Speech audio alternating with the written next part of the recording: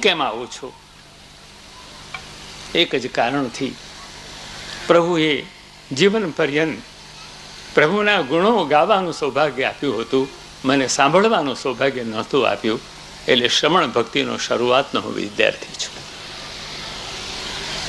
હું શ્રમણ ભક્તિ માટે આવ્યો છું. કોઈ પણ વક્તાના મુખમાંથી કોઈ પણ નીકળતી કોઈ પણ વાત કોઈ વખત એવી પ્રભુના અનુગ્રહથી મુખમાંથી અભિવ્યક્ત થઈ જશે કે આપણા જીવનની સાથે તે ઓતપ્રોત થઈ જશે.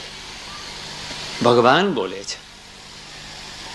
એટલે આપણા બધાના હૃદયમાં એક પહેલો સંસ્કાર રહેવો જોઈએ કે કીર્તન ભક્તિની શરૂઆત કરતા પહેલા આપણી શ્રવણ ભક્તિ વિશુદ્ધ થવી જોઈએ.